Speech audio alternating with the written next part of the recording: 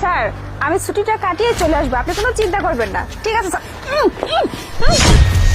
Madam চুপ, কথা বলবেন না।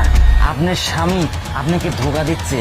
আপনার স্বামী এদিন দিয়েই যাবে গার্লফ্রেন্ড নিয়ে এবং এই বাসার ভিতর ঢুকবে, আপনি দেখবেন খালি। জানে মা, তোমার বাসার কত দূর? এই তো সামনে আমার বাসাটা, চলো। চলো বেবি।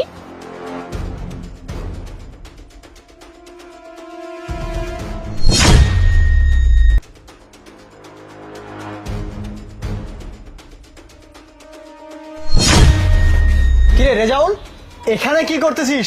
হ্যাঁ, আর এই যে এটা কে? এটা তো কাজের মহিলা, মানে এখন পর্দা করতেছে তাই না? এই শোন, কাজে যেন ফাঁকি না দিবি, কাজ মন মতো করবি কিন্তু, ঠিক আছে? আচ্ছা স্যার, আচ্ছা আমি কাজ সব ঠিক মতনই করবো নি স্যার। ঠিক আছে, যান চলো, এরা কাজের লোক আমার বাড়ি, চলো।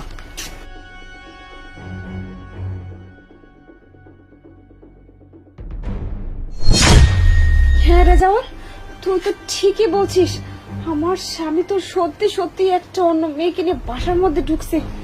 তোকে অনেক ধন্যবাদ, তুই আমাকে আজকে সত্যিটা জানালি।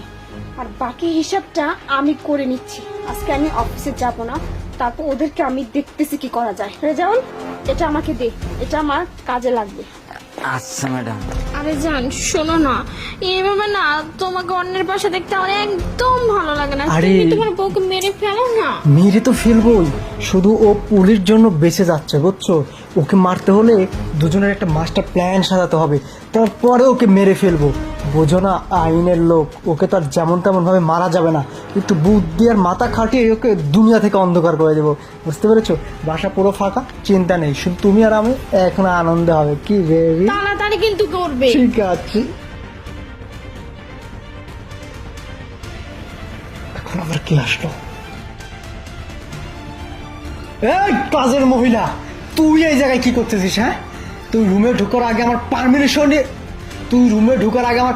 নিয়েছিস? হ্যাঁ, এই ছোট লোকের বাচ্চা, বেরো বেরো বলছি।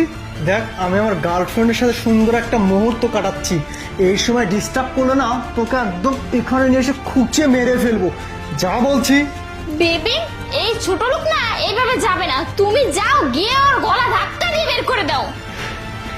হ্যাঁ, আমাকে গলা ধাক্কা দিয়ে বের করতে হবে না, আমি নিজের ইচ্ছাতে এমনিতেই বের হয়ে যাব।